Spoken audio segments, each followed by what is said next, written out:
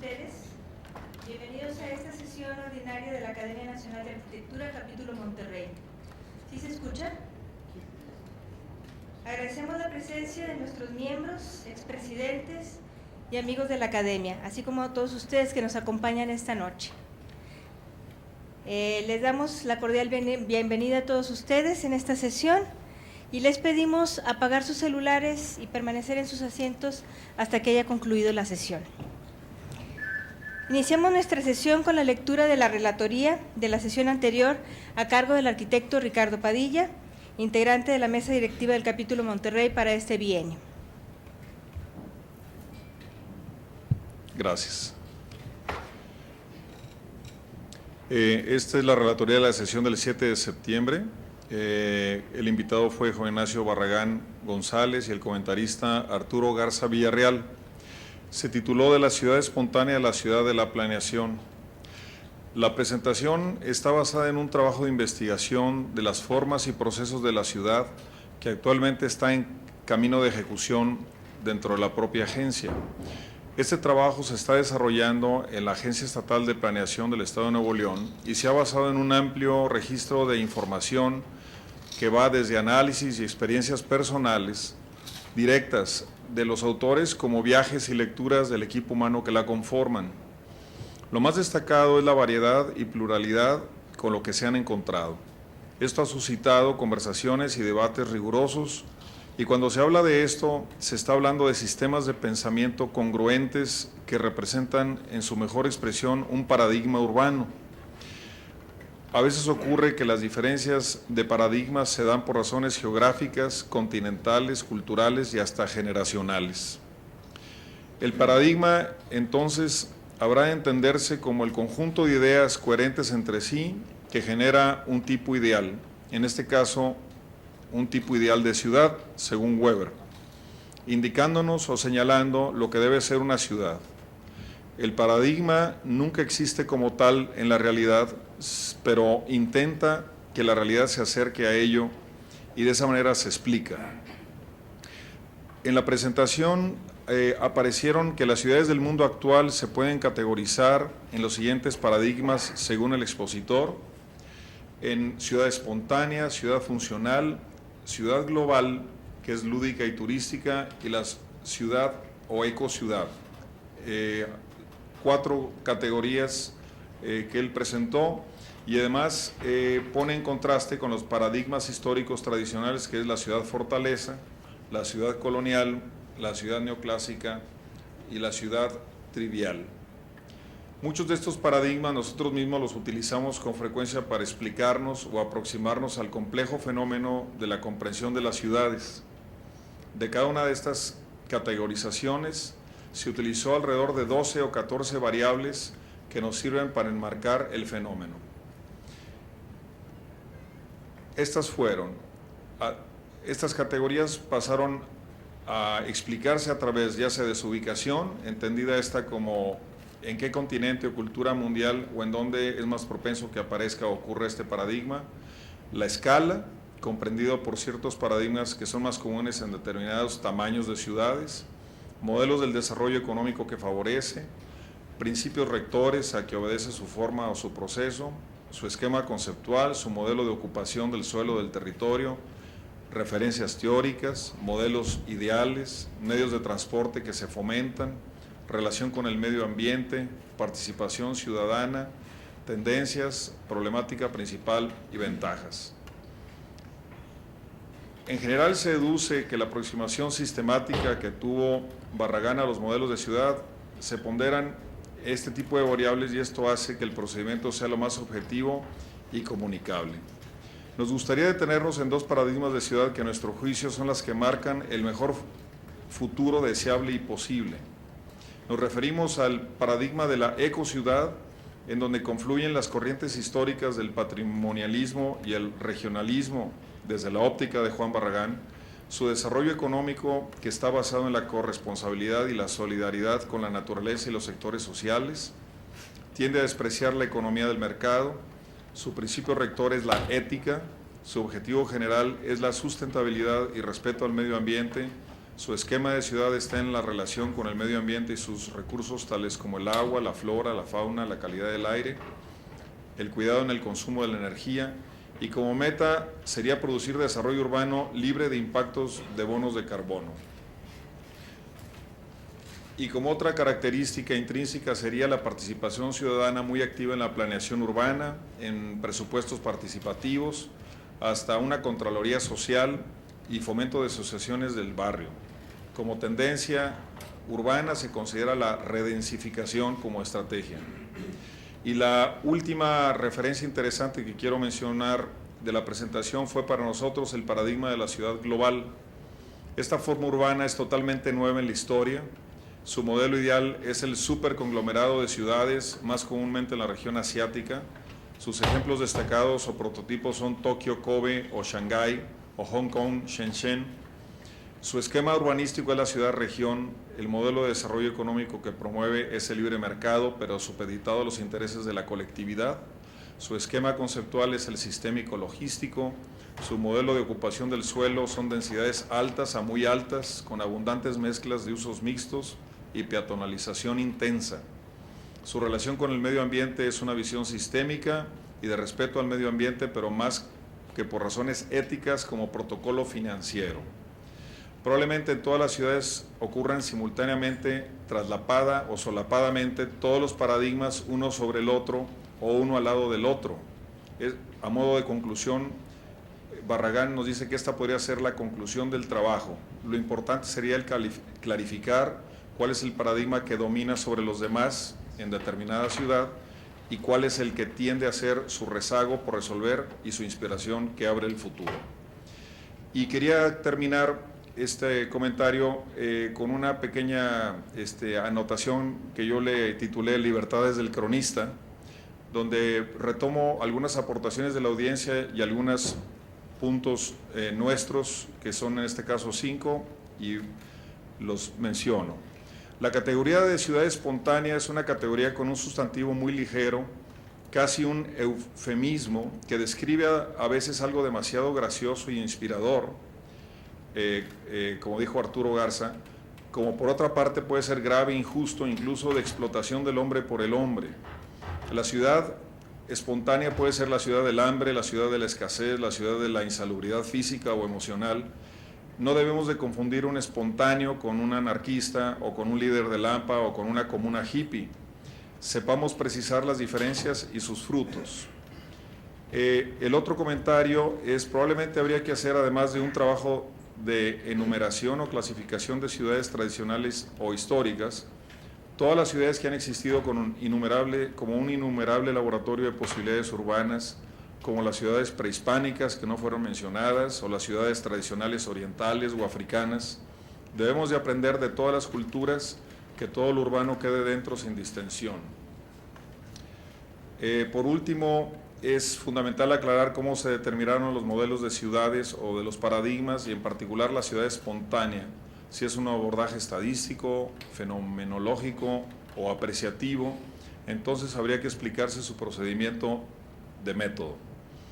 Cualquier abordaje de una ciudad tiene que ver con la forma humana de convivir y congregarse de los ciudadanos, dimensión que nos lleva naturalmente al terreno de la política y al terreno del servicio entre y para los hombres, así como el manejo del poder, la forma de comunicación, de conversación y de toma de decisiones de la elección de sus representantes son parte de la ciudad. Y finalmente sería interesante también, como análisis sistémico de la estructura o el proceso de una ciudad, analizar para bien o para mal su cumplimiento en los términos de los derechos universales del hombre, tales como los ideales enciclopédicos de igualdad, libertad y fraternidad que toda ciudad debe de buscar, y de ahí derivar el concepto de la calidad de vida en las ciudades. Muchas gracias por su atención. Servidor.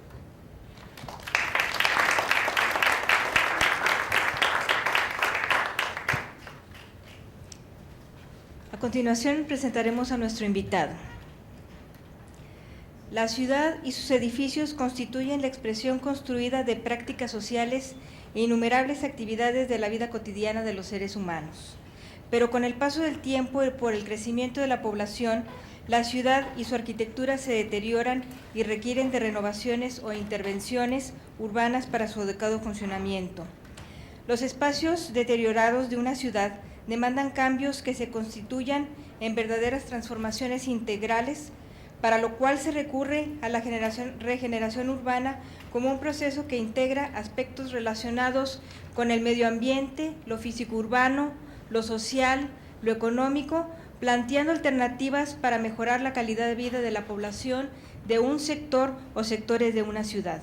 Las intervenciones urbanas de regeneración se realizan como el catalizador de una transformación que apunta a promover mejoras integrales dentro de áreas deterioradas, revitalizándolas y dándoles una nueva imagen acorde a las necesidades actuales de los seres humanos que habitan la ciudad.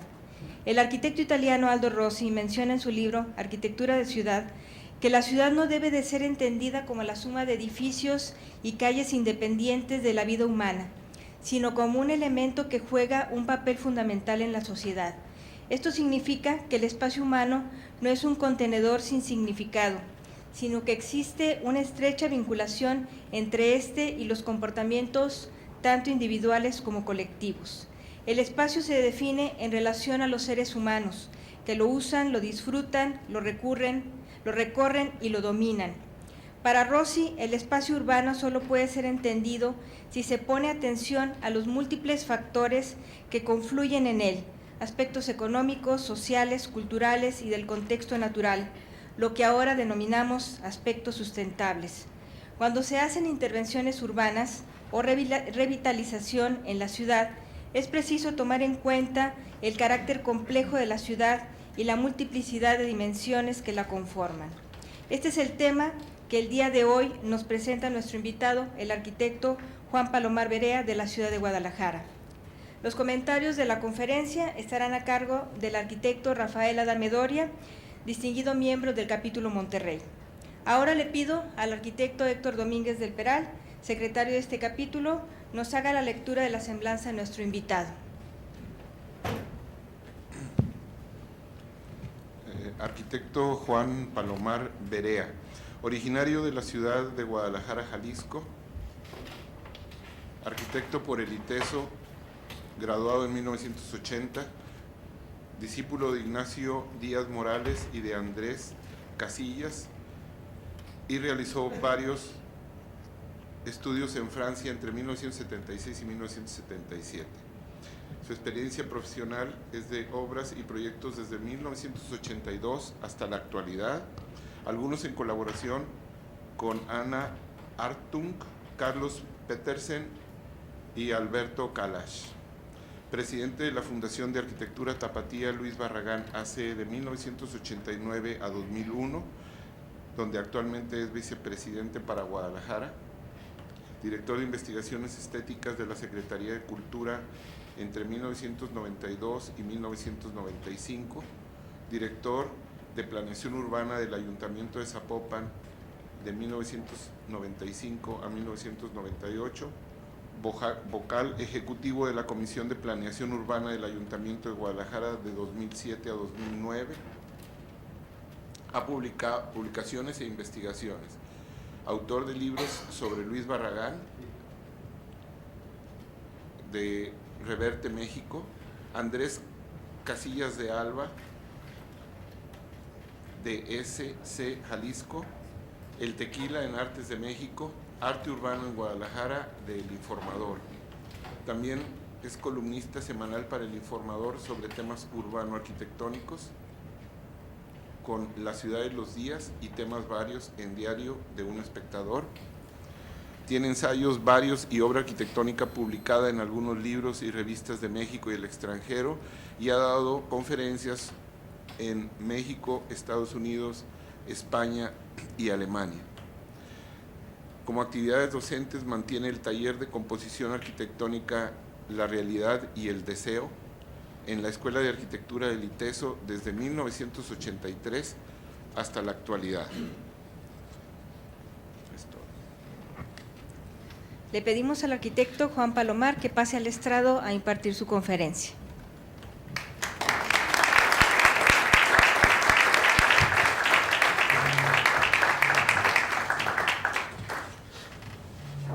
Muchas gracias, buenas noches.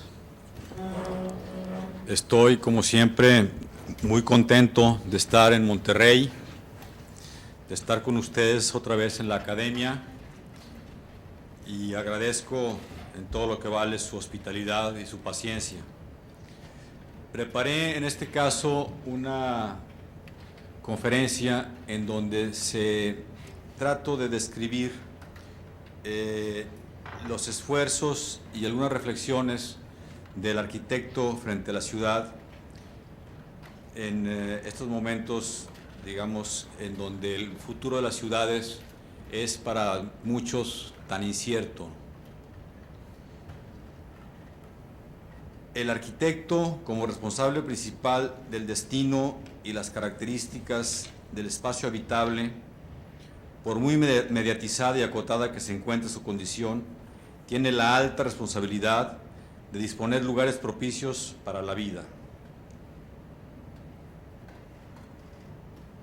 Esta amplitud de miras solo puede ser asumida desde una postura que considere el vasto abanico de intervenciones que involucra desde los tiempos de Vitruvio su labor, estrategias territoriales ligadas a la ecología, al agua, sus cuencas y sus cauces, nuevos desarrollos urbanos o rurales,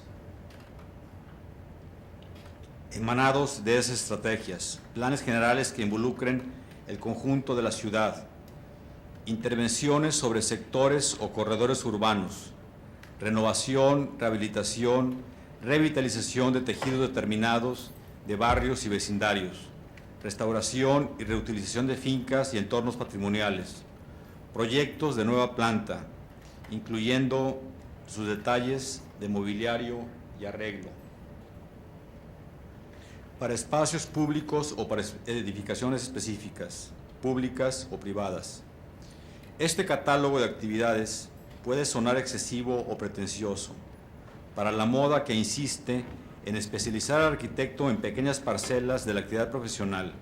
Es contradictoria la aspiración totalizadora que se nutre de la gran tradición que va de Ictinos y Fidias al mencionado padre Vitruvio, como diría el maestro Díaz Morales, al abate Laugier, a los utopistas renacentistas y los de la Ilustración, los grandes ingenieros y arquitectos del siglo XIX como Eiffel, Lesseps o Lotins, pasando por los pioneros de la arquitectura moderna como Le Corbusier, Frank Lloyd Wright, Gropius, Van der Rohe y el propio Luis Barragán, hasta llegar a los hermanos Krier o a Saint-Fatin, y ya en nuestros días a los planteamientos de Rem Koolhaas, Jean Nouvel, MBRDB y otros.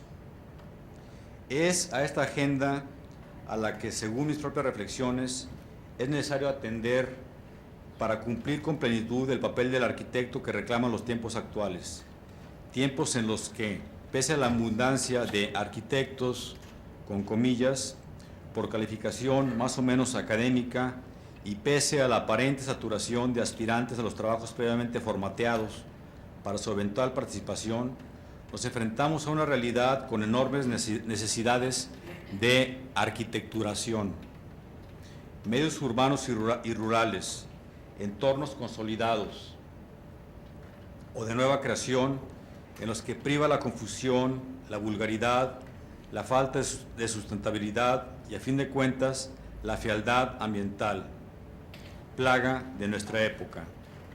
Es ante este panorama que el arquitecto debe establecer sus propias condiciones, sus hipótesis, sus líneas de trabajo que puedan conducirlo de una manera propositiva e incisiva a hacerse útil a la sociedad a la que se debe, porque sostengo que es la primera y más alta aspiración del arquitecto, en tanto artista y ejercitador de todas las técnicas de su oficio, la creación de belleza.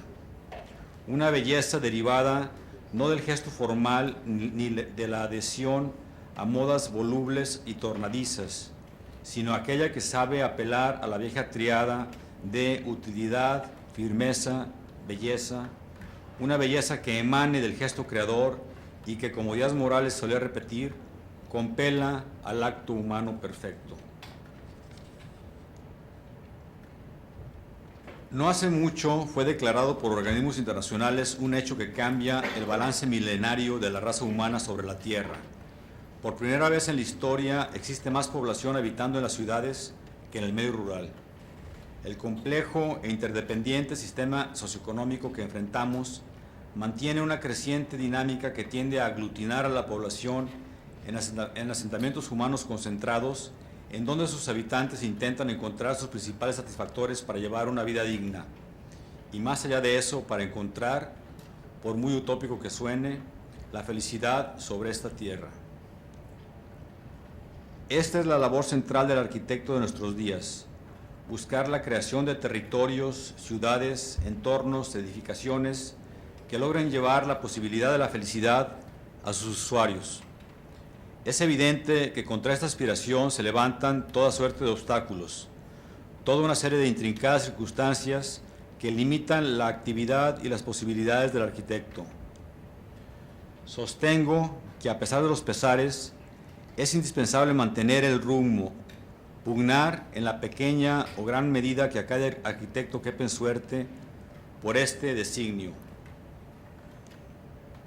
La ciudad es, entonces, en nuestros días, el territorio principal en donde la lucha se dirime, máxima creación del hombre, espejo de civilizaciones, reflejo de injusticias e inequidades, campo de la posibilidad y la interacción humana. La ciudad ha demostrado a través de la historia sus casi ilimitadas capacidades de adaptación, de regeneración y mejora, y también de deterioro, de degradación, de desdicha vuelta en entornos construidos. Es el arquitecto el responsable de imaginar, de proponer, de llevar adelante las acciones para que la ciudad sea el lugar dichoso, propicio al hombre. Abdicar de esta responsabilidad en nombre de una supuesta multidisciplinariedad, de los vaivenes económicos o sociales, de la trampa de la especialización que se niega a considerar el panorama completo que está ante nosotros, no hace más que propiciar un vacío que a todos perjudica. Por muy ambicioso que resulte, el arquitecto carga sobre sus hombros el futuro de la ciudad. Territorio sin mapas, ejercicio de París. Después de siglos de teorizaciones y conceptualizaciones de toda la haya, nos enfrentamos ahora a una irremediable intemperie. Nadie sabe a ciencia cierta qué hacer con las ciudades. No hay soluciones prefabricadas ni recetas totalizadoras como alguna vez soñó la ortodoxia de la arquitectura internacional y sus diversas cartas del Siam sobre la ciudad. Hay circunstancias específicas, idiosincrasias concretas, factores puntuales que obligan a una toma de postura nueva e inédita ante el hecho urbano. Un paradigma ha emergido con particular fuerza y evidencia, aplicable con sus asegúnes en todo el planeta, el de la sustentabilidad, el que busca, según lo expresa el arquitecto australiano Glenn Murcutt, según lo expresa Murcutt, pisar levemente sobre el suelo. La huella ecológica de la especie humana que la especie humana ha impreso sobre la Tierra rebasa ya la capacidad del planeta para regenerarse. De allí la urgencia de buscar una arquitectura y un urbanismo que no es sino la arquitectura llevada a una más amplia escala, que colabore a la restauración del equilibrio perdido. De entre los últimos ejercicios de pensamiento urbano destaca el que este año se realizará en París, llamado, con un juego de palabras, La Gran Apuesta, o Le Grand Paris, y es precisamente eso, una apuesta. 10 equipos, encabezados por otros tantos arquitectos, proponen alternativas de viabilidad para una de las conurbaciones más desarrolladas del mundo. Sus acercamientos son diversos, distintas las herramientas propuestas, variados los enfoques. El grado de incertidumbre varía en cada participación. Las posibilidades son muy amplias. Todos coinciden, sin embargo, en la búsqueda de una ciudad más sustentable, más densa, dispuesta sobre un territorio mejor aprovechado, capaz de liberar de la presión urbanizadora a extensas zonas rurales aún salvables, articulada con elementos e hitos que le den identidad y cara reconocible. El mapa para Guadalajara. En 1982, el Congreso de Jalisco promulgó el Plan de Ordenamiento de la Zona Conurbada de Guadalajara, preparado por un equipo de competentes urbanistas y que nunca llegó, sin embargo, a implementarse, ni sus planteamientos lograron aterrizar y coordinar lo que los distintos municipios conurbados disponían en sus territorios. Es de apuntar que dicho plan proponía zonificaciones muy generales y carecía, como es la costumbre de tantos esquemas urbanos, de un abordaje más específico que pudiera prefigurar la ciudad entonces deseable. 27 años después, el balance es dramático. La ciudad ocupa una extensión que ni en las más pesimistas proyecciones se esperaba. El deterioro patrimonial se ha acentuado.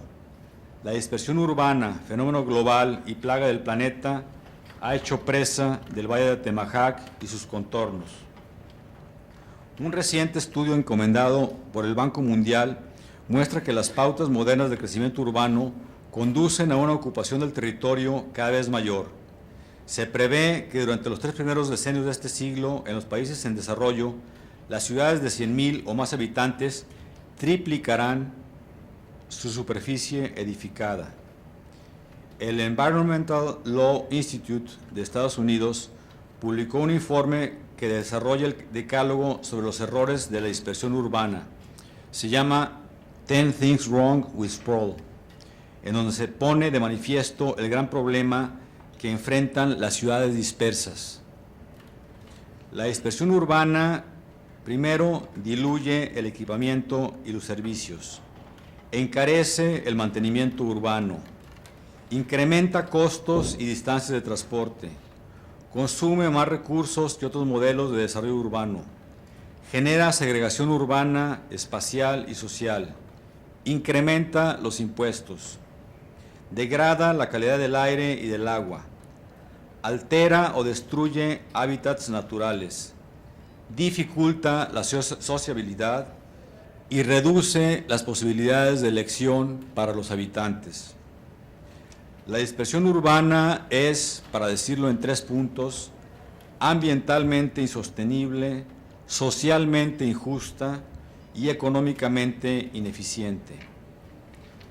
Es evidente que la especulación inmobiliaria y la corrupción están en la raíz de una situación que, para Guadalajara, supone el tener ahora 4 veces más suelo disponible para la urbanización del que jamás va a necesitar. El daño ambiental, patrimonial y humano es muy grave. Entre las nuevas generaciones, sobre todo, hay ciertas manifestaciones de malestar que existe en la gestión actual de la ciudad, en su manifestación cotidiana e inmediata al usuario. Se han centrado esas inquietudes en 2 frentes principales: la movilidad y el tratamiento de los espacios verdes. Si bien ambas son problemáticas de primordial interés, hace falta una plataforma general de conocimiento y de toma de postura sobre los demás aspectos que forman el hecho urbano. Los jóvenes han abrazado loablemente la causa de la bicicleta y de la movilidad no motorizada. Han exigido el establecimiento de patrones alternos de transporte, con énfasis en los métodos no automotores. Han buscado el rescate y la expansión de los espacios públicos. Son temas altamente atendibles. Sin embargo, para la concepción general y transmisible de la urbe que la sociedad necesita, es preciso contar con un mapa de la ciudad deseable que, en su integridad, abarque sus preocupaciones particulares, pero que involucre temas centrales en el devenir urbano: la sustentabilidad en todos sus órdenes, la densificación como herramienta para lograr una mayor calidad urbana al propiciar la conectividad y la interacción de los elementos citadinos, y la optimización en el uso de redes y equipamientos urbanos, la consolidación de la ciudad a través de la utilización de su alto porcentaje de áreas baldías y en especulación, el rescate y salvamento de cauces y cuerpos de agua, el aprovechamiento sustentable y racional de grandes elementos ecológicos como el bosque de la primavera o la barranca de Oblatos, la protección con amplias repercusiones ambientales de los valles agrícolas de Tezistán y Toluquilla. De la hipótesis al territorio, el Plan Intermunicipal de Desarrollo Urbano. Los ejes de actuación anteriormente mencionados fueron, gracias a la colaboración por parte de la Asociación Intermunicipal de Guadalajara, incorporados a un instrumento de planeación que pone al día y actualiza los esfuerzos del Plan de 1982, el Plan Intermunicipal de Desarrollo Urbano. Aquí simplemente debo aclarar que en el ejercicio que está por terminar municipal de la zona metropolitana de Guadalajara, coincidió que los alcaldes eran del mismo partido y fue más fácil, aparentemente, el ponerse de acuerdo y formar esta asociación intermunicipal, que es una figura novedosa entre nosotros, y a partir de esa asociación lanzar como primera iniciativa esta actualización del plan o esta nueva redacción de un plan que no existía. Este ordenamiento permite por primera vez sujetar la planeación de los distintos municipios a los principios generales determinados por el plan y cumplir así un principio fundamental de Guadalajara, su integración y coordinación como una sola gran ciudad metropolitana cuya extensión ocupa parte del territorio de varios municipios. Es algo que aparentemente es una noción muy sencilla y muy entendible, pero que todos sabemos que en las conurbaciones resulta sumamente complicada. Guadalajara, no me atrevo a hablar de Monterrey, pero Guadalajara es una sola ciudad que sucede, que se encuentra encima del territorio o de parte del territorio de distintos municipios. No son varias ciudades pegadas una junto con otra, que es en la vía política y en la vía de los hechos lo que tiende a suceder y que ha provocado décadas de retraso entre nosotros. El Plan Intermunicipal de Desarrollo Urbano propone disminuir la problemática ocasionada por el modelo actual de desarrollo que se caracteriza por la dispersión, el desaprovechamiento de infraestructura, por la permanencia elevada de hectáreas en vacíos urbanos, la falta de infraestructura y servicios en zonas periféricas y los problemas de movilidad urbana, la constante pérdida de zonas y elementos de valor ambiental, así como la contaminación generada por actividades contrarias a la vida de la ciudad. Las políticas que se establecen en este plan intermunicipal se orientan en tres ámbitos: la ciudad central, en primer lugar, la ciudad intermedia y la ciudad periférica, en donde vemos estos puntos que se anotan en este esquema, en donde se subrayan las principales vocaciones que el plan establece para cada uno de los ámbitos, en donde la densificación y el aprovechamiento de los terrenos no aprovechados en estas zonas es una de las principales características, junto con la protección del patrimonio. Y en cuanto a la ciudad periférica, pues se necesita hacer un trabajo muy intenso de control de la dispersión urbana sobre los valles agrícolas que están en esta parte y en esta parte de acá, el control sobre las zonas naturales de la barranca de Oblatos, que es todo esto donde va el río Santiago, sobre el bosque de la primavera, la consolidación de núcleos urbanos periféricos autosuficientes, o sea, que tengan por lo menos vivienda, trabajo y obviamente comercio y servicios, y la integración de asentamientos existentes al medio rural, junto con el condicionamiento de la ocupación de la reserva urbana excedente. Esto se dice muy fácilmente, pero supone enfrentarse a los intereses que le han dado forma a la ciudad durante los últimos 50 años. Esta es una zonificación muy general de este plan, en donde me correspondió participar, en donde se apunta una serie de factores y se intenta sobre todo hacer que las distintas piezas que conforman la ciudad unitaria tengan una armonía y que las principales acciones que se busca establecer en sus ámbitos tengan una coherencia que increíblemente para la segunda ciudad de este país no habíamos logrado establecer desde hace casi 30 años.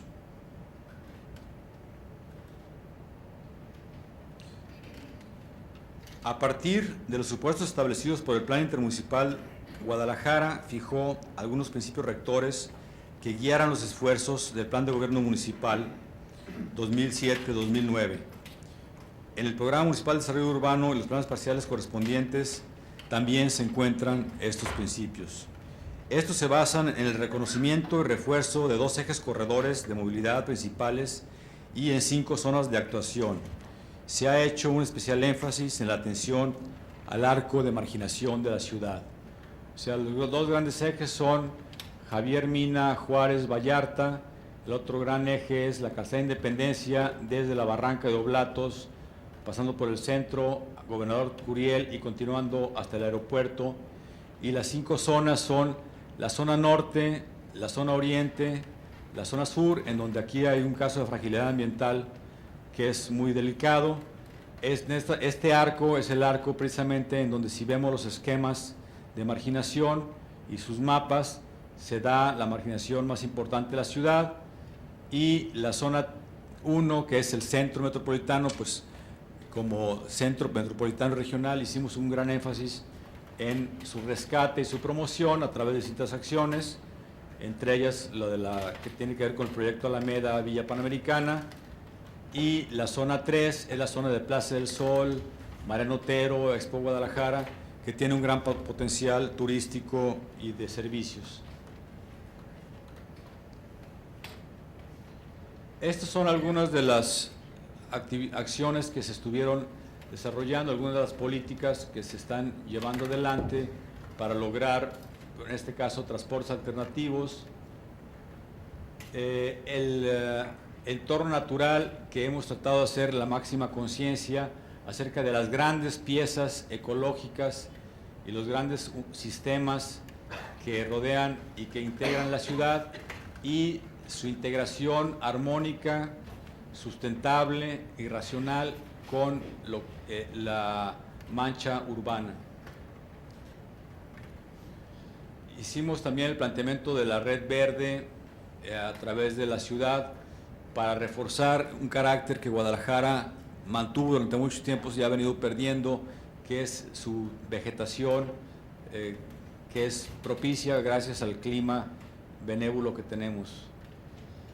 El aprovechamiento de la barranca, que si consideramos el plano de la ciudad, nos damos cuenta que del polígono que forma el territorio municipal, una pieza muy importante es la barranca, y esta barranca tiene un potencial ecológico, ambiental, turístico, recreativo inmenso, y que tradicionalmente ha sido el vertedero de la ciudad y el lugar por donde se pasa el muy contaminado río Santiago, al que van a dar hasta la actualidad el 96% de las aguas residuales de la zona metropolitana. Estos son el sistema de los cauces que ya se hizo una primera etapa, está en el planteamiento de seguir adelante tratando de rescatar la mayor parte de los cauces urbanos como corredores de movilidad y como áreas recreativas.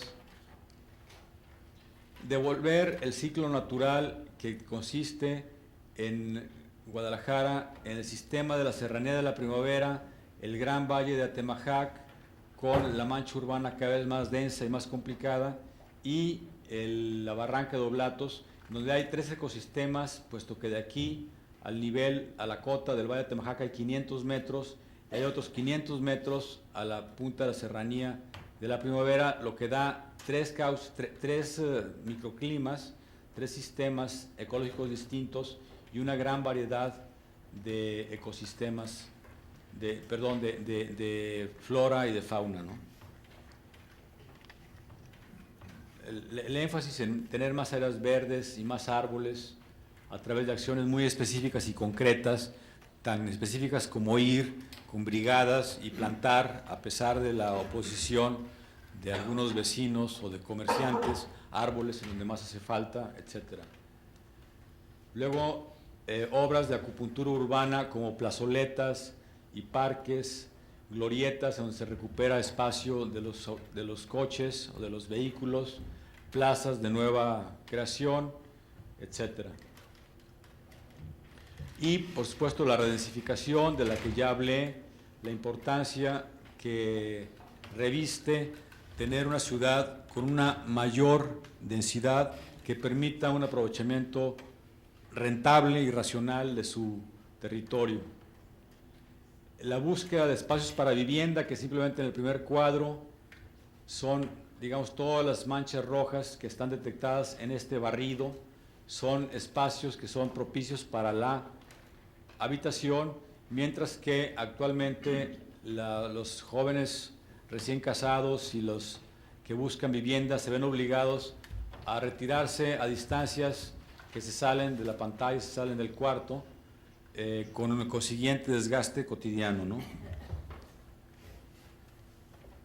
También una política de estacionamientos, puesto que si bien el coche ya está comprobado que es un problema muy serio para las ciudades, no podemos no ser realistas y enfrentar la situación que plantea los automóviles. Entonces hay un sistema de estacionamientos planteados en distintos puntos de la ciudad para paliar este problema. Tenemos también estrategias de integración social y cultural para establecer, digamos, criterios acerca de los cauces que la gente simplemente intenta y pide que se tapen, que se canalicen, y que se ha hecho un esfuerzo importante por hacer conciencia de que son los restos, los vestigios del entorno natural y que es importante conservarlos. Hacer un énfasis también en los espacios públicos, en su utilización, en su funcionalidad. El sistema del BRT que ya les mencionaba, que están planteadas, esta es la primera línea que ya se terminó, está planteada actual en medio de una tormenta política propiciada por el cambio de autoridades y por las cuestiones electorales. La línea 2, que junta las cabeceras de 4 municipios de la misma ciudad, insisto, y las ciclovías, que también están planteadas ya, una que se terminó por parte del ayuntamiento por federalismo y que continúa después hacia esta parte del sur, y la ciclovía por la calzada Independencia.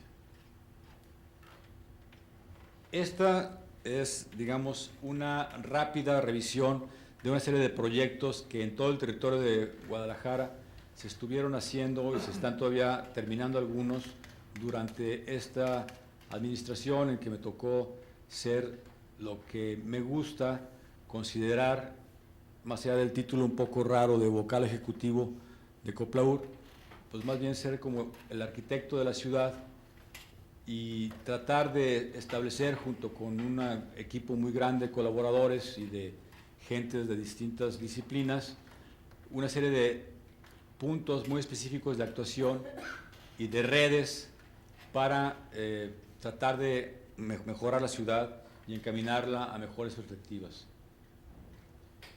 Esto es, digamos, el polígono del centro histórico, en donde se hizo una actuación inicial de 150 manzanas para el mejoramiento de qué es lo que se ve en esta parte de acá, en donde se va a hacer un mejoramiento integral de todos los servicios públicos, ya con el consabido ocultamiento de redes, la mejoría de pavimentos, la ganancia a la hora de hacer la corrección del perfil de las calles del 40% en favor de los peatones, la arborización de manera muy intensa y una serie de proyectos muy puntuales de pequeñas placitas, rinconadas, etcétera, que lograron cambiar, digamos, el piso general de un área neurálgica de la ciudad y posibilitarla para ser el lugar de nuevas intervenciones y de nuevas iniciativas por parte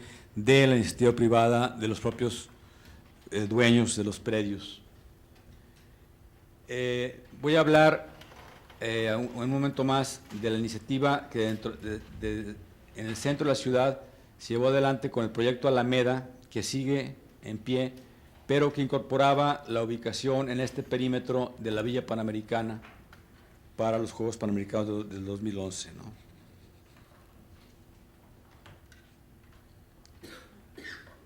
Este es el plan específico de Guadalajara Norte con la barranca de Oblatos, Huentitán. En esta parte, digamos, Guadalajara tiene un frente de casi 14 kilómetros a esta maravilla que es nuestra costa. O sea, si los catalanes de Barcelona descubrieron el Mediterráneo a la hora que recuperaron el frente marítimo y los bilbaínos descubrieron la ría a la hora que hicieron todo el desarrollo que involucró al Guggenheim, etcétera, pues Guadalajara tiene un símil muy parecido en el redescubrimiento de la barranca de Oblatos, que es un gran hecho geológico, geográfico, ecológico, ambiental, paisajístico, y que está en el mismo borde de la ciudad, con un bajísimo grado de aprovechamiento y con un alto grado de contaminación.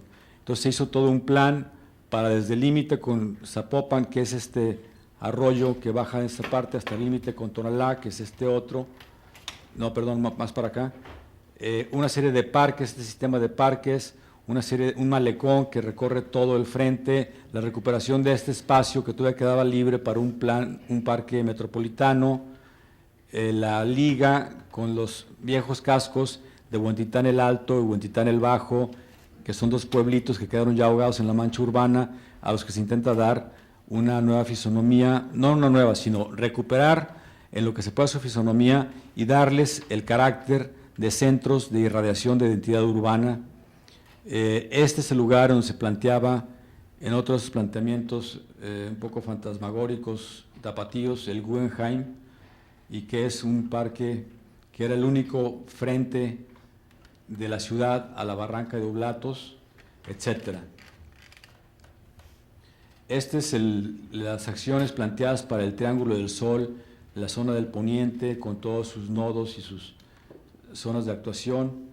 Este es el polígono de Tetlán, la zona oriente colindante con Tonalá, donde hay un alto grado de marginación, y donde también se intenta rescatar Tetlán, el pueblito que quedó aquí ahogado, con algunos elementos fundamentales para devolver una,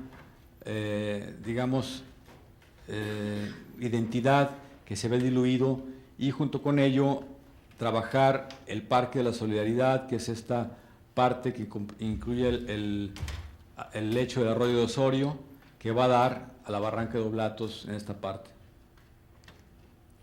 En la zona de Miravalle, donde es la zona de fragilidad ambiental, pegada a la cementera, y que tiene una problemática muy específica con el Cerro del Cuatro, con toda una serie de bajadas de agua que se están tratando de plantear de manera ordenada para hacer unos corredores que lleven a un gran parque en el cerro y que permita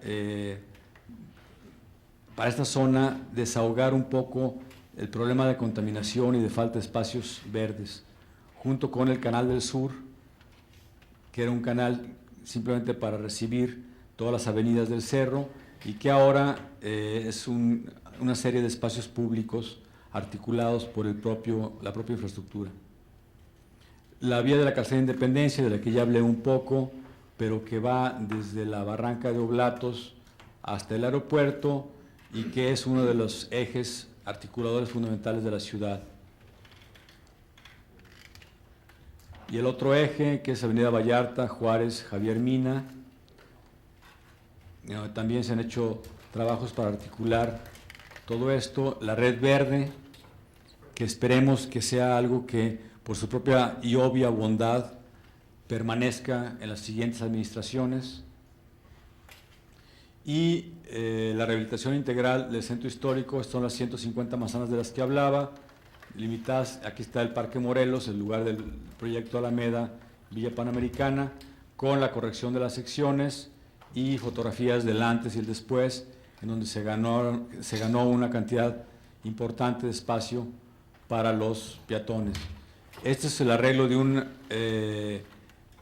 barrio en particular, que es el barrio de Mexicalcingo, uno de los barrios más antiguos, en donde, junto con el rescate patrimonial y la reutilización de fincas, se plantea ya en términos muy específicos y concretos la redensificación de ciertas propiedades en términos digamos, sostenibles.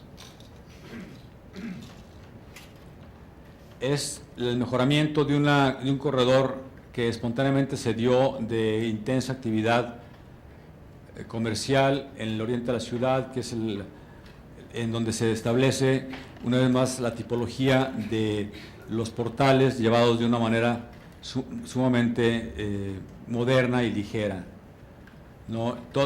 Otro proyecto muy ambicioso es el Corredor Verde del Oriente, en donde mediante el rescate de una serie de cauces y terrenos municipales y federales y estatales se logra la unión desde el norte de la ciudad a través de corredores que van formando espacios comunitarios hasta la propia barranca de Oblatos. Este es el Parque San Jacinto, que a partir de un cascarón que había sido un supermercado, un terreno que el ayuntamiento iba a vender, se planteó que mejor se hiciera un parque para una zona densamente poblada.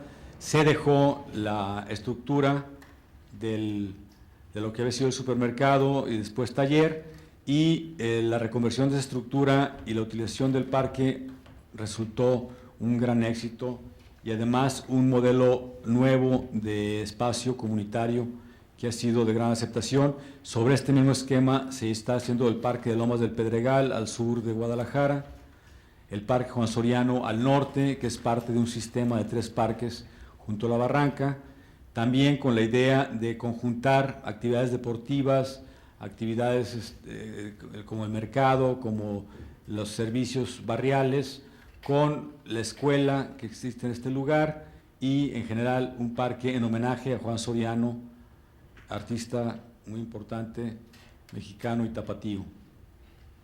El Parque 18 de Marzo también es otro, digamos, todos estos los estoy platicando son las renovaciones o creaciones a partir de cero de espacios públicos en lugares de alta densidad de población y que posibilitan a su vez la densificación de la periferia. Los parques como herramienta para la creación de ciudades más densas y más conectadas. Este es el Parque de Tetlán Río Verde, que forma parte de esta triada que les menciono, y un sistema que son 100, pero llevamos hasta este momento 30 módulos lúdicos en donde se establecen digamos, espacios en los que no solamente los niños, sino también los gentes mayores, los adultos mayores, puedan tener lugares de convivencia, lugares de recreo y de ejercicio, y que han sido también un éxito a lo largo y ancho de la ciudad.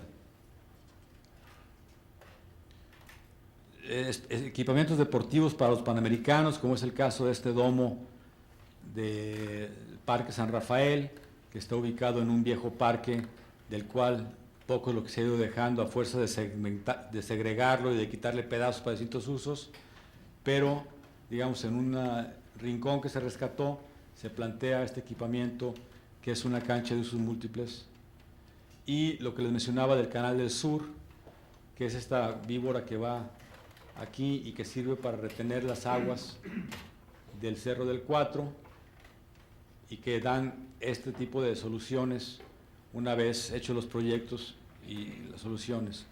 Pequeñas plazoletas como la del Mercado Juárez, en donde con acciones muy sencillas se logró que este tejido urbano se regenerara instantáneamente. No habíamos acabado de arreglar estas callecitas, de peatonizar, de componer un poco el mercado, cuando ya estaba esta casa componiéndose, un edificio abandonado durante decenios aquí, renovándose, habitándose toda la manzana. O sea, la ciudad al final es un organismo muy noble que reacciona favorablemente cuando se logran medidas adecuadas.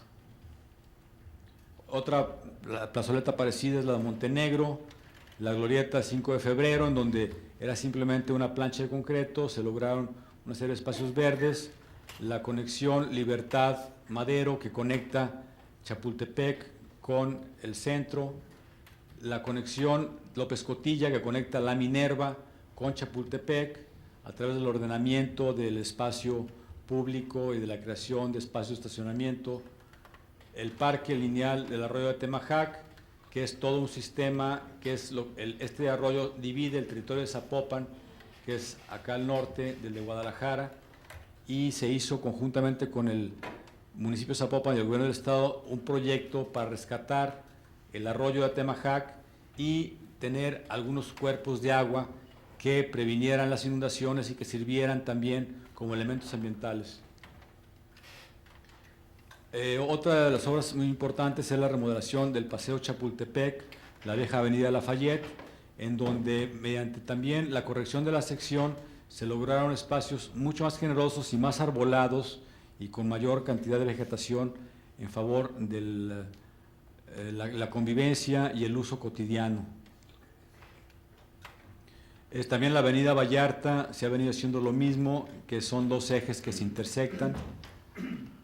El Parque del Agua Azul con un centro de rehabilitación para discapacitados y en donde el primer rehabilitado es el propio parque que estaba abandonado y que ahora tendrá un uso intensivo por parte de este segmento de la población tan desprotegido. Y ahora les platico un poco sobre el caso de la Villa Panamericana, Proyecto Alameda, que es son estas láminas. La supervivencia del centro tradicional de Guadalajara es un tema que preocupa desde hace décadas a los tapatíos, por lo menos desde hace medio siglo, cuando las primeras y dolorosas ampliaciones de calles fueron ejecutadas. Un vago espíritu de los tiempos de entonces exigía hacerle campo a los coches como primer indicio de la epidérmica modernidad a la que aspiraba la segunda ciudad del país. La inercia entonces generada llega hasta nuestros días. En el desencadenamiento de esas fuerzas, en la preeminencia de la circulación sobre cualquier otra función urbana, radica uno de los orígenes de la contumaz decadencia del cuadrante original de la ciudad.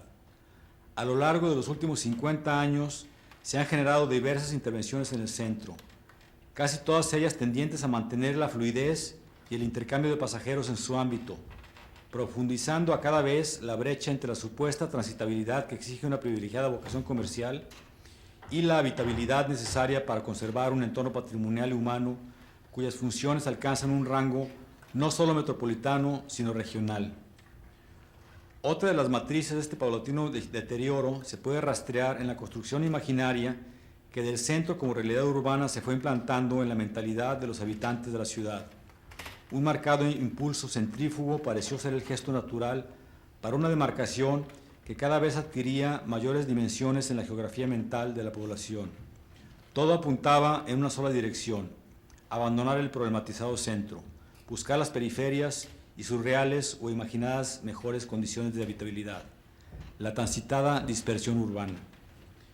Es hasta hace relativamente poco cuando se ha ido ganando terreno la necesidad de contar con una lectura alterna para el desarrollo de Guadalajara, una lectura que posibilite la resignificación de su contexto central, la apropiación de sus entornos por comunidades que encuentren en ellos respuesta a un programa de vida urbana integral, plural, variado, interconectado, atento a los viejos valores patrimoniales y cívicos, abierto a formas alternativas de transporte y de uso del ámbito citadino, al final, verdaderamente moderno.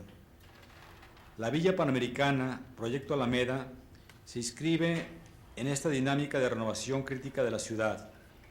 En la coyuntura de la próxima celebración en el año 2011 de los 16 Juegos Panamericanos, el Ayuntamiento de Guadalajara tomó la opción de escribir el impulso y las acciones encaminadas a la preparación de esa efeméride dentro de un contexto amplio que mejore las condiciones de habitabilidad de la ciudad a través de la instauración no solamente de una serie de infraestructuras deportivas, sino de la renovación de sus contextos y de la red de corredores que los articulan, así como de medidas de revitalización general de la mancha urbana. Una de las principales infraestructuras necesarias para los Juegos es la de la Villa Panamericana. El requerimiento básico es el de contar con un complejo habitacional y de servicios suficiente para albergar a más de 8,000 participantes en los Juegos. Ante esto, la tentación centrífuga subsistía, bajo la forma de algún desarrollo suburbano que no ofreciera mayores problemas en su realización, pero que, a la vez, no ofrecía ninguna contribución a la regeneración de la ciudad tradicional. La densidad habitacional del centro, que tradicionalmente ascendía a 130 habitantes por hectárea, ha caído a la mitad a través de los últimos años. Las patologías derivadas de este abandono son evidentes.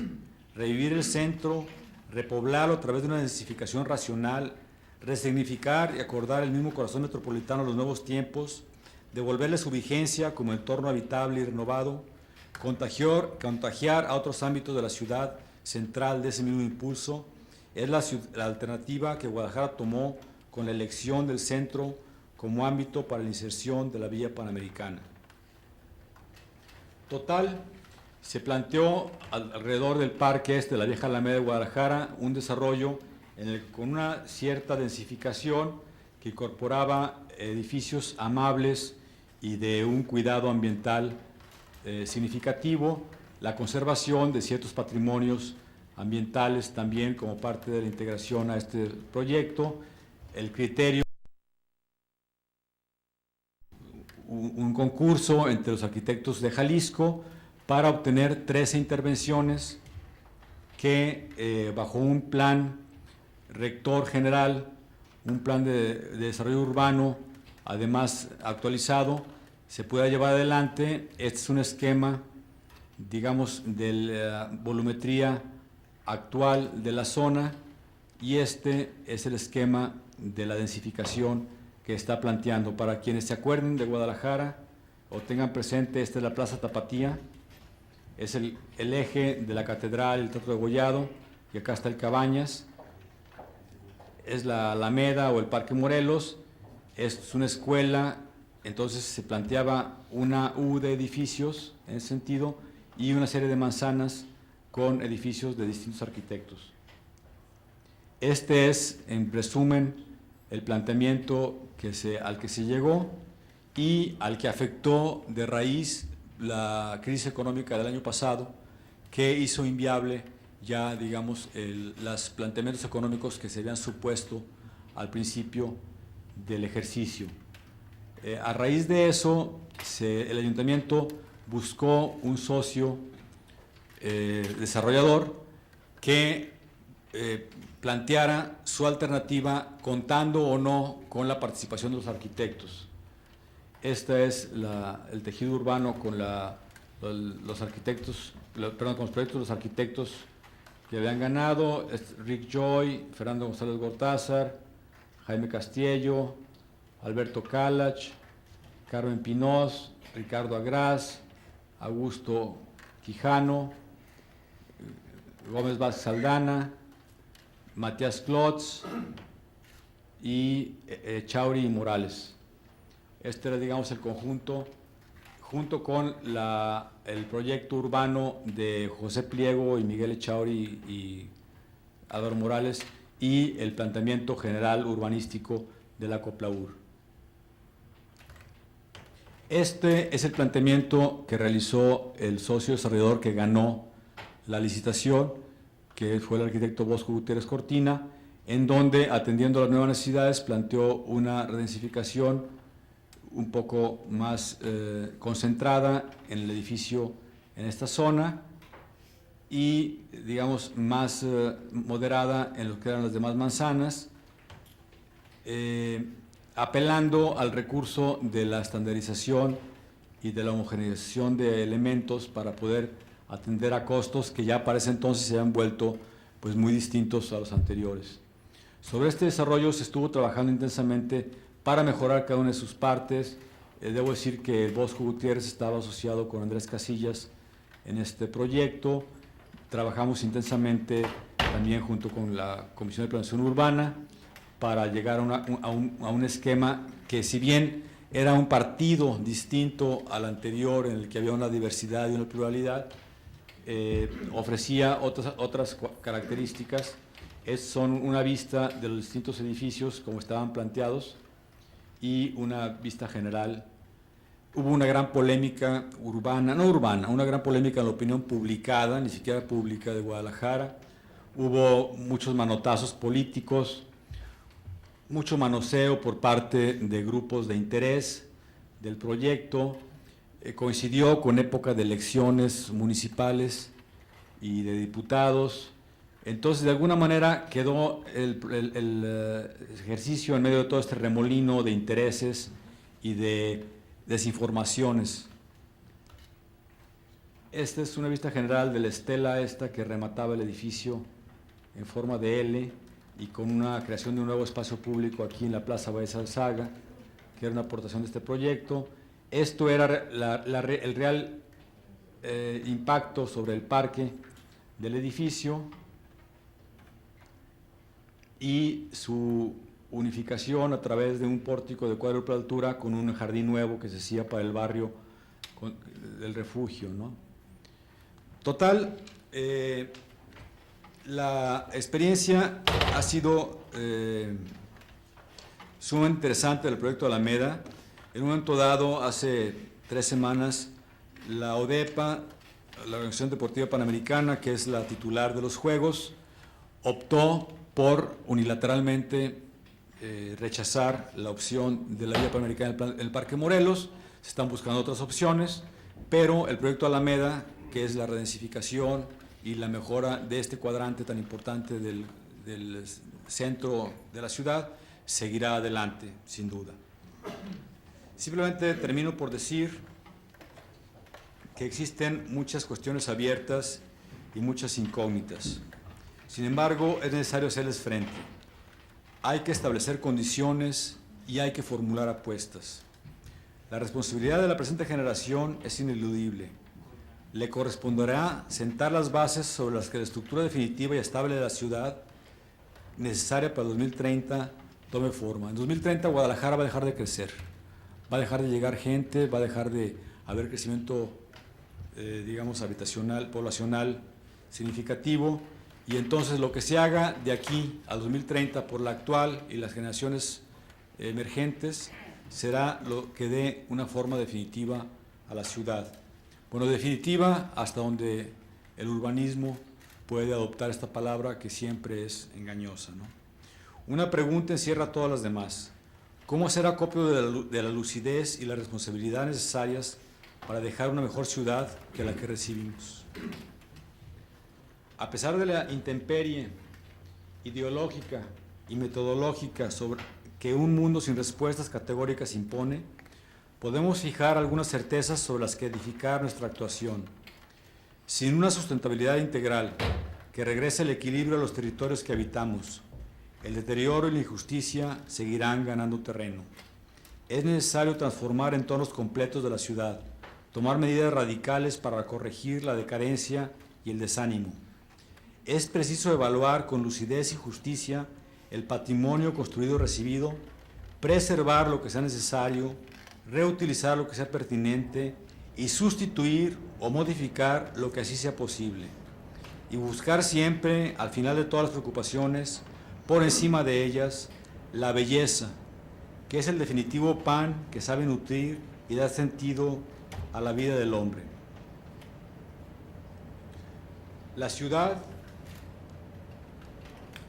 es el territorio de las singladuras y de las derrotas, de los largos esfuerzos y los asfixiantes problemas, de la ansiedad y de la angustia, pero también de la felicidad y el encuentro, de la aventurosa posibilidad.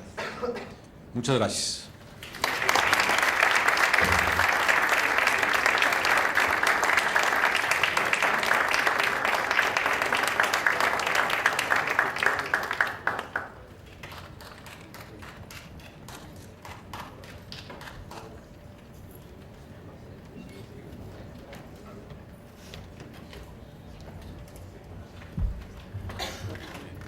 Buenas noches, voy a ser muy rápido porque ya se nos hizo un poco tarde. Pues yo había tomado de tu trayectoria profesional, Juan, diferentes facetas en las que has participado y hacer un poco de referencia a lo que pasa aquí en Monterrey. Es impresionante ver cómo una ciudad donde hay participación de los arquitectos, urbanistas y demás profesionales que deben de intervenir en estos menesteres, logran lo que veo muy cercano a Barcelona. Creo que y tú también te he visto muy cercano a Oriol Bohigas por la diversidad de actividades. Entonces, pues me puse a investigar un poquito y empecé a entender cuando vi que tu abuelo, Juan Palomar Arias, fue ingeniero civil y urbanista y que desde 1913, hace 100 años, estudió y trabajó en Francia y estudió en Bélgica. Se dice fácil, pero hay que imaginarnos lo que significaba. O sea que en tu vida familiar has tenido esas vivencias que te han dado la inquietud de ser muy participativo. Después tú también estudiaste en Francia, lo cual da una idea de la inquietud de superación de tu persona, de vivir experiencias de otros países y transitar por proyectos de gran envergadura de la antigüedad y actuales. También te preparaste para grandes retos y tomaste una cultura refinada por ser Francia, donde estuviste. Ahora escribes de tequila, me imagino que aprendiste mucho allá de vinos. Una cosa muy importante que aquí batallamos mucho para llevar a cabo es el asociarnos como arquitectos con otros colegas. Veo que tú lo haces con diferentes despachos de diferentes ciudades y aquí ha sido un problema. Hay ejemplos que normalmente terminan en deshacerse, entonces no podemos dar respuesta adecuada a requerimientos de la sociedad actual. También has participado en la Secretaría de Cultura como director de investigaciones estéticas. Creo que ahí acabaste de formar tu aspecto humano y tu aspecto artístico. Columnista del diario El Informador, una columna que se llama La Ciudad y los Días.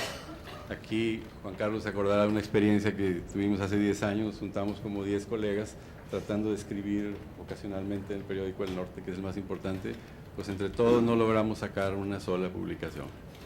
O sea, no sabemos expresarnos, no publicamos, no participamos en la vida comunitaria. También has sido director de Planeación Urbana y participas en la comisión de lo mismo.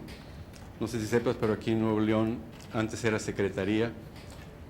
Por algún motivo se diluyó la rectoría del Estado y se fue a los municipios con la problemática que aquí sí son de diferentes partidos.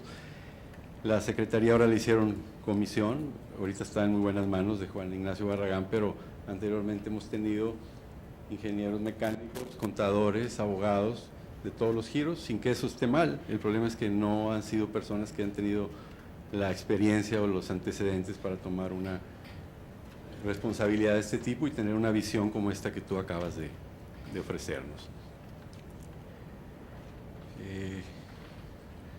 Bueno, y lo que batallamos con el gobierno para dar el mejor ejemplo. Quieren que los particulares quiten los espectaculares y ellos en las campañas políticas nos llenan de anuncios, hacen unos pasos a desnivel, todos diferentes. En cada avenida puedes ver un paso peatonal, perdón, y arriba les ponen un anuncio. O sea, no hay ejemplo, no hay una motivación para el particular.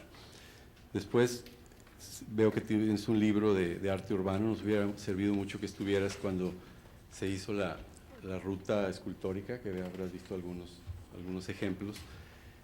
Y no es que estemos en contra, lo que pasa es que a veces los colocan en las posiciones menos adecuadas. La última que colocaron fue un marco aquí sobre Avenida Constitución, donde nos sugieren que por ahí veamos el Cerro de la Silla. Un Cerro de la Silla que ya lo vemos desde todos los ángulos, ya no lo sabemos de memoria, está en todos los logotipos, en todos los formatos, y a 120 kilómetros por hora, pues nadie debe ver el Cerro de la Silla por ahí. Entonces, estamos muy mal. Nadie opina, ni el Colegio de Arquitectos, ni la Academia, ni las facultades de arquitectura, ni nadie. Y de uno de tus artículos saqué esta referencia. Nada más lejano al pensamiento urbano, responsable y propositivo que las ocurrencias. De ellas están llenas, sin embargo, las ciudades. Las ocurrencias responden a estímulos primarios, a análisis que apenas pueden llevar ese nombre, a circunstancias que a quien pueden atender a coyunturas políticas, a cálculos interesados, a alternativas que carecen de responsabilidad, peso específico, coherencia. Las ocurrencias velan la realidad, provocan la pérdida de la noción de comunidad, sustituyen con estrépito a la laboriosa tarea de generar ideas útiles para la ciudad. Está muy a propósito de este tema nuestro, ¿no? Pero bueno, también una última reflexión que es de la participación ciudadana, que es también de un artículo tuyo. Existe, sin embargo, un elemento clave para la construcción de la ciudad, deseable y posible, la solidaridad de los habitantes con su ciudad, un principio básico que acepta el principio esencial de la aceptación del bien común sobre el interés particular, una sociedad informada, crítica, atenta, que se base en el discernimiento, en el conocimiento real de las problemáticas, a menudo complejas, sobre las que es preciso actuar, optar, tomar decisiones, sin esa solidaridad que parte de la conciencia de que la ciudad es producto de múltiples visiones, de muy diversas historias, factores, circunstancias. El ánimo de la ciudad deriva hacia la fácil descalificación. Ambas cosas, conducen a una parálisis que mucho perjudica la necesidad de una mejor ciudad. Muchas gracias.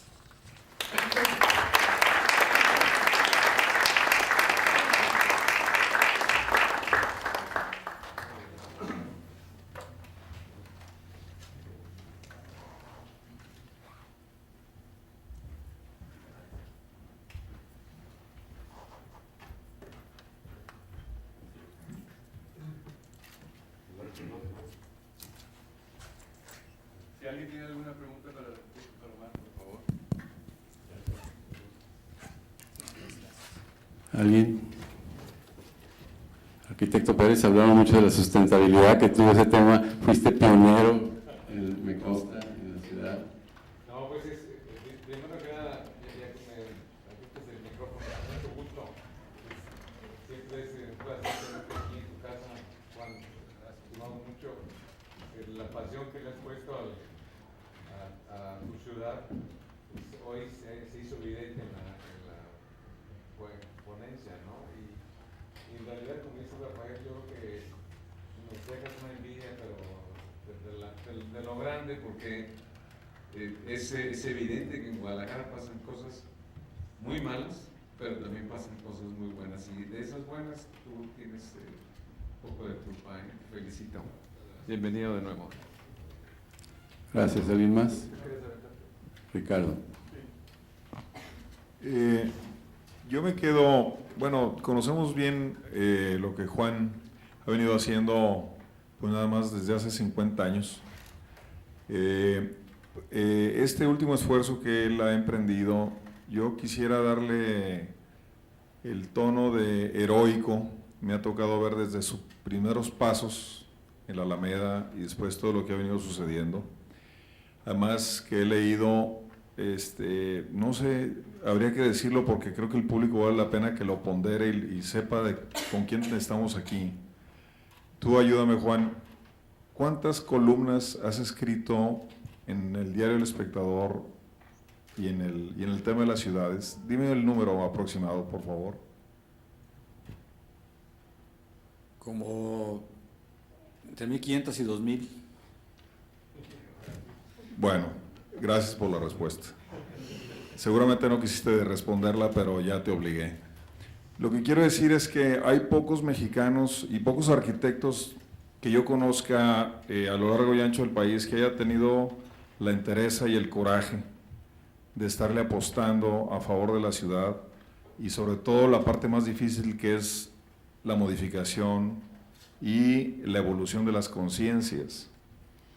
Yo quiero en ese sentido pues felicitarte, pero y ya para concluir, me asombra y me impacta escuchar que el plan de 1982 de Guadalajara, después de 27 años, los resultados son dramáticos y es tan perfecto el reflejo y tan exacta la simetría con Monterrey, y también lo podría poner en la Ciudad de México, y después uno compara con lo que ha sucedido en otras ciudades y otras latitudes del mundo, que yo no alcanzo, y esa es la pregunta que quería hacer para ti, para todo el grupo de gente que estamos aquí. ¿Qué nos pasa? O sea, verdaderamente, ¿dónde está la fractura? ¿O dónde está la toxina? ¿O dónde está el enredo? ¿O cuál es el gen que nos incumbe que todos los planes y todos los deseos de muy poquita gente, de la gente enterada, están desde su nacimiento sucumbiéndose al fracaso? ¿Por qué en México, a diferencia de otras latitudes, nos cuesta tanto trabajo soñar y honrar nuestros sueños? ¿Por qué todo tiende a corromperse o a prostituirse? Y se me hace muy sencillo y un poco gratuito decir que los intereses, yo creo que hay algo más de fondo. Me gustaría que intentaras elaborar algo al respecto. O sea, verdaderamente, ¿cuál es la raíz de este asunto? Pues creo que tocas un problema realmente muy hondo de nuestra sociedad, en términos urbanos y en general en otros términos también de otros ámbitos. Yo creo que es una pregunta de difícil resolución, pero yo tengo una sospecha de que hay una profunda insolidaridad en nuestra sociedad, que hay, digamos, en el DNA que hace que funcione el organismo social conocido como México, o conocido como Monterrey, o como Aguascalientes, o como Guadalajara. Falta un componente que logre llevar la motivación de hacer las cosas por el bien común como un aspecto central en su actuación. O sea, si analizamos en medios que conozcamos, de grandes medidas a pequeñas actuaciones de distintas escalas, siempre vemos que es el interés particular de grupo, de facción, de partido, de familia, de negocio, el que se va imponiendo y que de alguna manera hace como un layer, un tejido cancerígeno para la consecución de cosas como los planes, que no son otra cosa los planes que propósitos comunes expresados mediante un documento, a veces gráfico.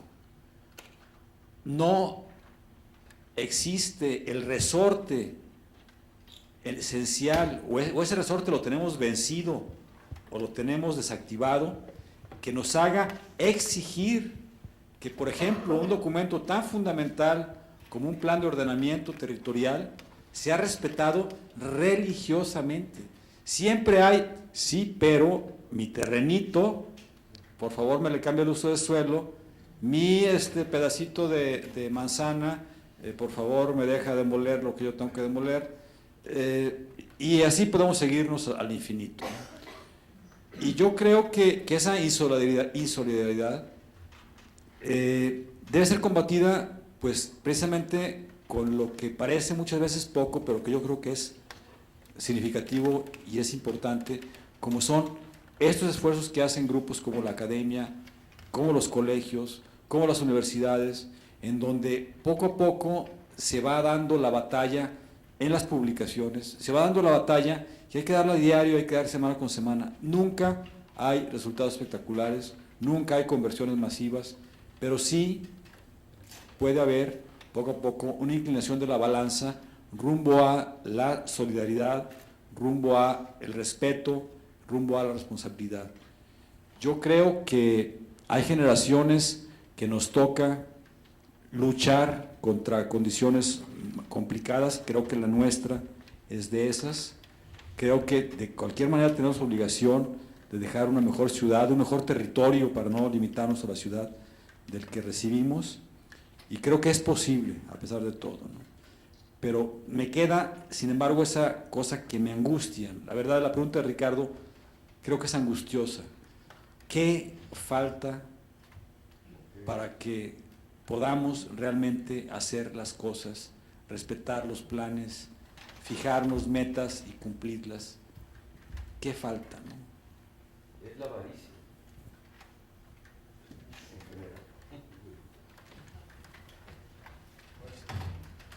Yo también veo mucho que las segundas o terceras generaciones de hijos de arquitectos ven muy diferentes las cosas.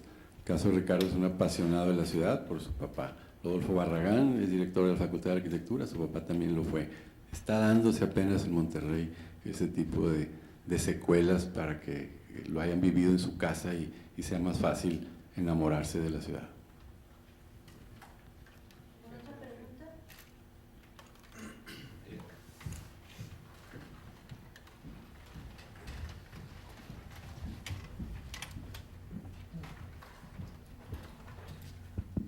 Buenas noches, arquitecto.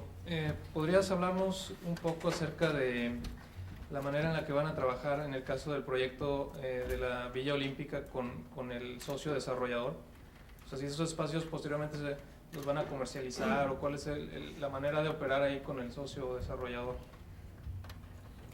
Sí, con mucho gusto. Bueno, aclaro que este esquema de la Villa Panamericana en el proyecto Alameda ya no se está llevando adelante por la decisión unilateral, por el manotazo en la mesa por parte de la ODEPA. Se está llevando adelante un esquema suburbano, exactamente como no aporta algo a la ciudad, ¿no? Pero el proyecto Alameda supone, y en el caso del desarrollo de Bosco, todas las plantas bajas son de usos mixtos, así seguirán siendo. Parte de los edificios no son de habitación, pero un porcentaje también son de actividad terciaria, y además se incrementan fuertemente las áreas peatonales y las áreas verdes de la zona. Esas son algunas de las características. Sin embargo, este proyecto está siendo replanteado.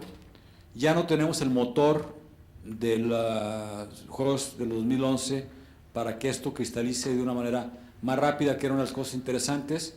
Ya tendremos que tener otro ritmo, tendrá que hacerse un fideicomiso para que estos terrenos sean aprovechados de manera razonable y de manera inteligente, y la Villa Panamericana y todos los panamericanos sucederá afuera de este ámbito, ¿no?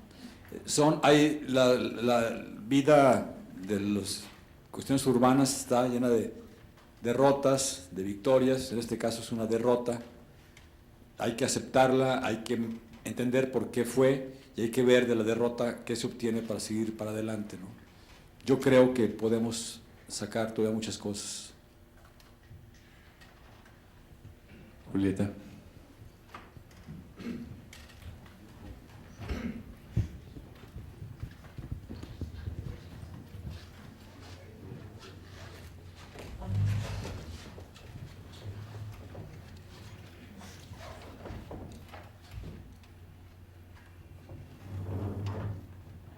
Agradecemos al arquitecto Juan Palomar por su participación y por sus reflexiones y cómo nos ha hecho pensar sobre la problemática de la ciudad, y al arquitecto Rafael Adame por sus comentarios. Ahora le hacemos una entrega de reconocimientos a cada uno de ustedes.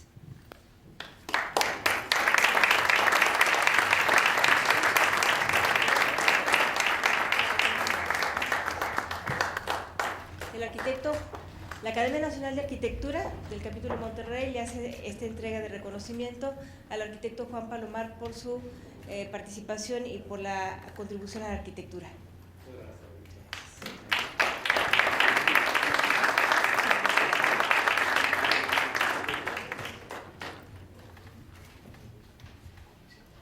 El capítulo Monterrey de la Academia Nacional de Arquitectura le otorga este reconocimiento al arquitecto Rafael Adame Doria.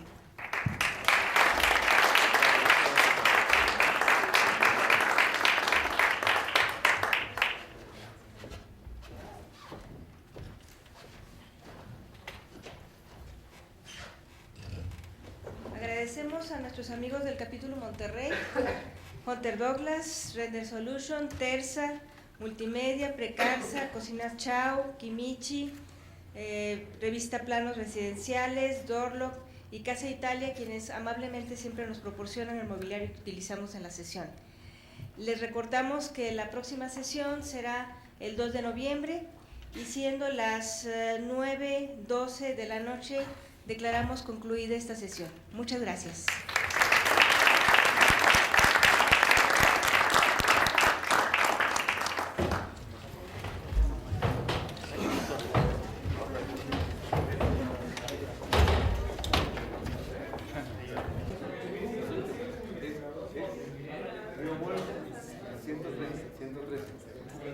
Ay, no, se ve,